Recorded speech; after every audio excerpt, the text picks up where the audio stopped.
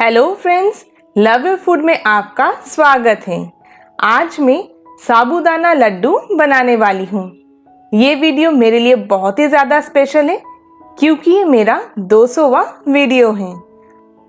आप सब जो मेरे वीडियोस देखते हैं, मुझे सपोर्ट करते हैं, आप सभी का बहुत बहुत शुक्रिया। ये साबूदाना लड्डू मैंने एकदम अलग तरीके से बनाया है और ये बहुत ही ज़्यादा सॉफ्ट और टेस्टी होता है। तो इन लड्डुओं को बनाने के लिए सबसे पहले मैंने यहाँ पर 1 कप साबूदाना लिया है। ये मीडियम साइज का साबूदाना है और अब मैं इसे लो टू मीडियम फ्लेम पर अच्छे से भून लूंगी। साबूदाने को भूनना बहुत ही ज़रूरी है ताकि जब हम बाद में इसे मिक्सी में ग्राइंड करेंगे ये आसानी से पाउडर हो जाएगा। 15 मिनट भूनने के बाद साबूदाना का कलर थोड़ा चेंज हो गया है और ये फूल गया है, यानी कि ये अच्छे से भून चुका है।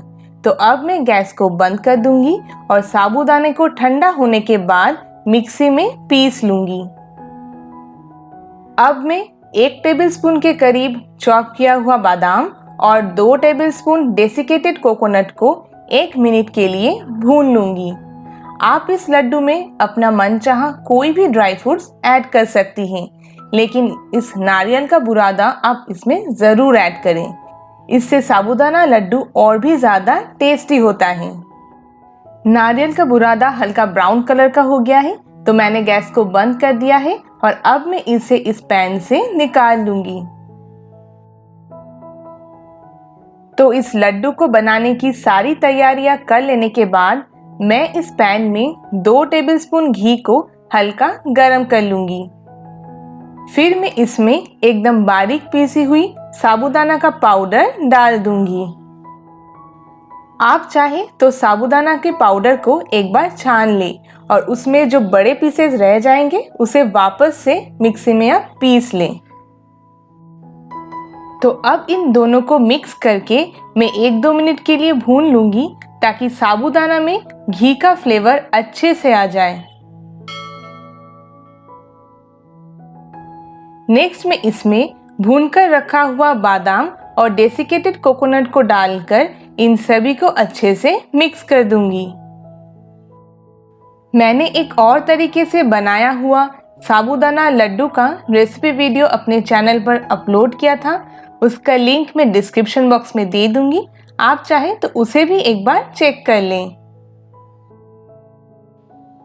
ये लड्डू का मिक्सचर घी में 1-2 मिनट अच्छे से भून चुका है तो अब मैं गैस को बंद कर दूंगी। सिर्फ 1-2 मिनट इस मिक्सचर को ठंडा करके अब मैं इसमें 3/4 कप पीसी हुई चीनी को ऐड कर दूंगी। मैंने चीनी को पीसते समय इसमें 2 इलायची भी पीस लिया था। आप चाहे तो आप इसमें अलग से 1 टीस्पून इलायची पाउडर ऐड कर सकती हैं। अगर आप मिक्सचर को भूनते समय चीनी को ऐड कर देंगे तो गर्माहट की वजह से चीनी पिघल जाएगी, जिससे ये हलवा बन जाएगा। इसलिए गैस को बंद करने के 1-2 मिनट बाद आप चीनी को ऐड करें। ये साबूदाना का मिक्सचर अभी छूने लायक ठंडा हो गया है तो अब मैं इसमें से थोड़ा थोड़ा मिक्सचर लेकर मैं मीडियम साइज के लड्डू बना लूंगी। साबूदाना लड्डू बनाने के लिए इस मिक्सचर का हल्का गर्म होना ज़रूरी है। अगर ये पूरा ठंडा हो जाएगा तो ये लड्डू सेट नहीं होगा।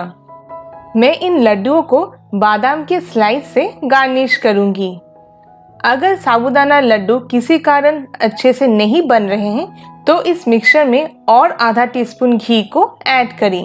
फिर भी अगर लड्डू ना बने तो थोड़ा पानी इस मिक्सचर में मिक्स करके देखें। अक्सर मार्केट में अलग अलग वैरायटी के साबूदाना मिलते हैं, जिसके वजह से घी की मात्रा लड्डू में कम ज़्यादा हो सकता है। तो बस कुछ ही मिनटों में बहुत ही टेस्टी और सॉफ्ट साबूदाना लड्डू बनकर तैयार हैं। ये इतना सॉफ्ट होता है कि बच्चे के साथ साथ बुजुर्ग भी इसे आसानी से खा सकते हैं। तो आप इसे ज़रूर बनाएं और अपने फैमिली के साथ एंजॉय करें। तो आपको ये रेसिपी कैसी लगी मुझे कमेंट करके बताएं और अगर ये अच्छी लगी है तो इस वीडियो को लाइक और शेयर भी ज़रूर करें। Thank you.